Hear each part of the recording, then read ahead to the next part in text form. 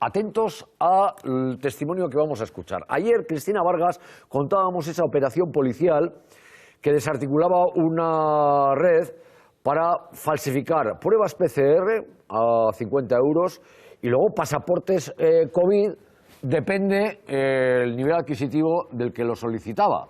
A ver, y hoy tenemos algún testimonio interesante. Sí, Xavier, precisamente hemos podido contactar con una persona que accedió a uno de estos documentos falsificados. En su caso, el pago lo hizo en efectivo y la cantidad fue de 500 euros. Se trata de Manel, dice que se vio ahogado por la cantidad de limitaciones el que le ponían precisamente en donde vive. Dice que no podía hacer prácticamente nada sin presentar ese certificado y ante la decisión personal, eso sí, de no vacunarse, pues se vio abocado a tener que pagar para no verse limitados sus derechos, dice, fundamentales. Y decidí hacerme con uno porque estando un día en donde resido, que es una de las Islas Baleares, un amigo me comentó que se había enterado que se podía conseguir el pasaporte COVID pagando una cierta cantidad de dinero. La cantidad no era una tontería, pero teniendo en cuenta la cantidad de restricciones que nos estaban aplicando y la excesiva manera en la que nos estaban ahogando a nivel libertades y derechos básicos, me encontré un poquito en un callejón sin salida, del cual, pues bueno, decidí salir de esta manera, pagando. Aunque no me siento orgulloso, porque estoy colaborando en este circo, pues de alguna forma, con esa cantidad de dinero que pagué, no he tenido que verme privado de tantas cosas. Un problema de ricos. Un problema de ricos, ¿no, Alex? De todas maneras. Es decir, en este caso, además, él cuando explica las razones. A ver, hoy los datos que conocemos que ha desvelado la policía dice, primero, era una red que operaba a nivel internacional, que tenía contactos en otros sitios. Segundo, estaba infiltrado en el sistema sanitario, es decir, pagaban a personal sanitario para obtener los datos de personas de vacunación. Y tercero, la oferta se hacía a través de grupos en las redes sociales negacionistas, que es donde encontraban su caladero. Sí, yo creo que gracias a Dios no es algo extendido y generalizado a la sociedad, porque yo creo que la sociedad está más responsabilizada y pondera mejor lo que son derechos y libertades, ¿no? Y este es el gran punto. ¿Qué utilización o qué descripción de la libertad se hace como uso abusivo de un derecho, ¿no? Y es lo que explicábamos antes, cuando la libertad, es decir, el poder hacer lo que quiera cuando yo quiero, está colisionando con la libertad que tienen otras personas a mantener una seguridad personal, en este caso en cuanto a salud pública, es el momento en el que nosotros tenemos que saber contradecir a esos políticos que hablan de esa libertad para decir, no, no, eso es abuso de la libertad. Sí, a mí me preocupa también esa segunda parte, que yo no sabía cómo operaba esta red, ¿no? Decía que tiene acceso a datos médicos. Sobornando, digamos, a personal, sobornando, o sea, entonces, según no ha contado, es la versión policial, No, sí, bueno, habrá que esperar a ver jueces, qué pasa, ¿no? Pero es verdad, esos datos tan sensibles, ¿no? Esos datos médicos, pues ¿para qué más se pueden utilizar o qué puede haber detrás de eso?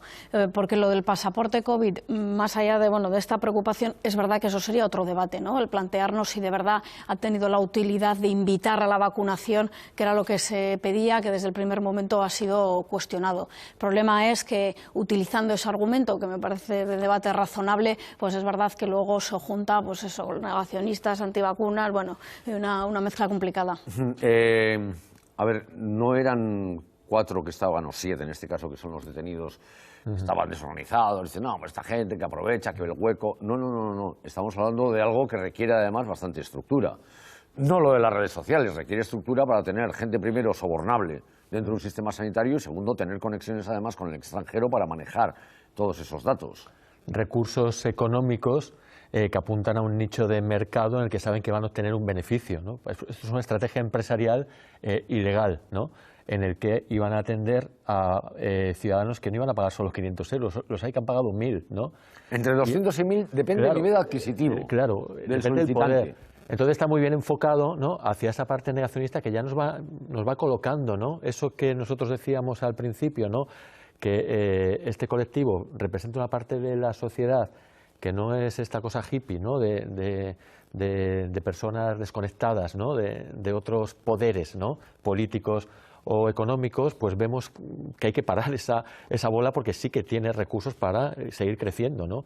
Por eso es bueno plantar cara, ¿no? a este tipo de discursos y no intentar... Vale, hemos escuchado por qué esa persona decidió acudir a una de estas redes para obtener un pasaporte falso. Pero Cristina Vargas nos ha contado también cómo lo hizo, ¿no?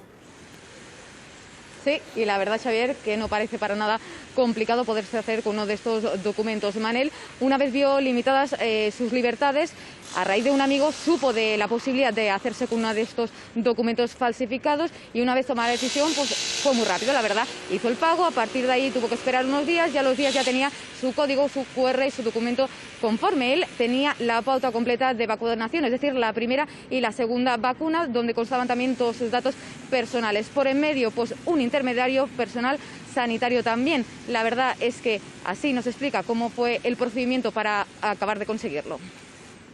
La dinámica era pagar la cantidad de dinero que te pedían y a partir de ahí pues era cuestión de esperar a que mi contacto me avisara que ya había ido en persona a ver a este intermediario y ese intermediario le facilitaba un documento en el que constaban mis datos personales más básicos. En ese papel constaban 2 etiquetas correspondientes a vacunas y con su número de serie correspondiente y con su fecha y el sello de un consultorio médico. En mi caso, pues bueno, era un consultorio, bueno, eran 2 consultorios diferentes de un país de Centro Europa.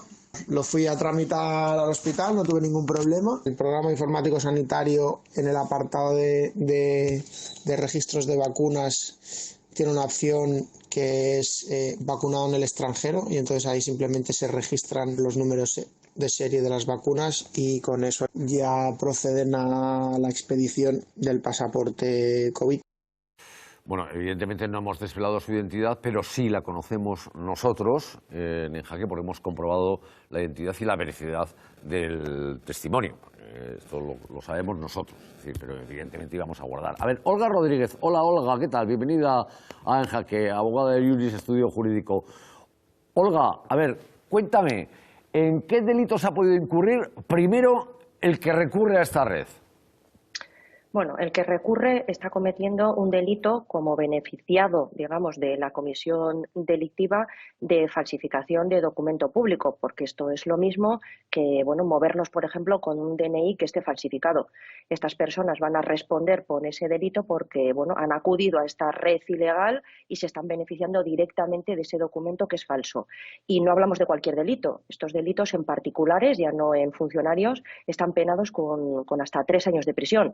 Por lo tanto, aunque haya moderación en la pena, pero es algo bastante serio. Y, por cierto, porque he escuchado el testimonio, esta cuestión de que justificar por qué es que se restringen derechos fundamentales, como ya el Tribunal Supremo dictaminó que no está por encima, digamos, de la exigencia del pasaporte COVID, esta supuesta restricción de derechos, pues tampoco va a seguir como una eximente o como una justificación. Por lo tanto, se enfrentarían a este delito, digamos, en pleno, cada uno de ellos. ¿Lo usen o no? Es decir, ¿el hecho de pedirlo ya constituye un delito? ¿Tenerlo constituye un delito? ¿O usarlo es lo que constituye un delito?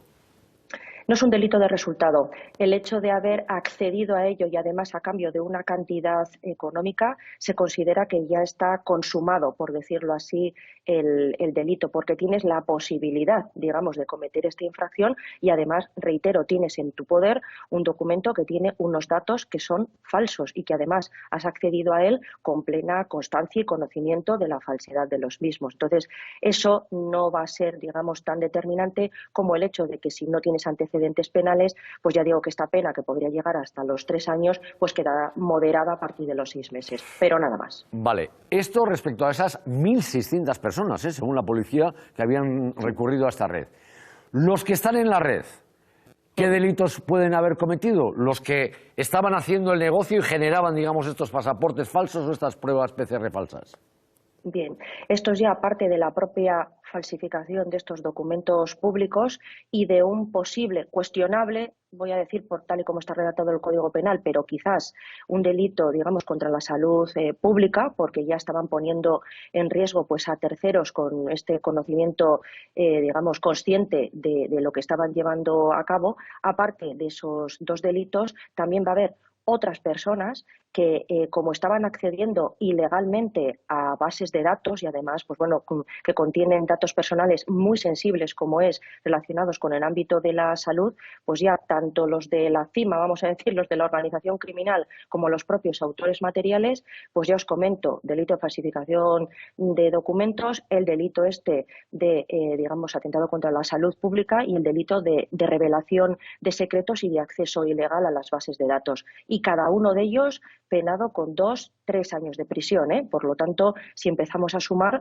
y se descubren los autores, digamos, reales de estos hechos, pues las penas son muy elevadas. Y nos falta una pata, porque lo que cuenta la policía es que ellos tenían acceso a través del soborno a personal sanitario, a esas listas de vacunados, etcétera, etcétera. Y ahí el que ha aceptado el soborno y ese posiblemente sea funcionario, ese también tiene un delito considerable. Ese ya no va a ser ese particular que tiene ese documento COVID y que circula por ahí a sabiendas, sino que ya es un funcionario público y ya esa pena que os he comentado de hasta 3 años de prisión directamente se duplica, nos vamos hasta 6 años de prisión y ya digo, muy importante para los autores materiales, el delito de revelación de secretos, de estos, digamos, datos absolutamente sensibles y muy protegidos por la Ley Orgánica de Protección de Datos, porque ha accedido además a unas bases públicas que están especialmente protegidas. Por lo tanto, estas personas, estos posibles médicos o enfermeros o estas personas, pues la verdad es que se enfrentan a un panorama desde el punto de vista penal pues bastante fuerte, sí. Bueno, pues Olga Rodríguez, abogada del Iuris, Estudio Jurídico. Un abrazo, Olga, gracias. Agur, agur.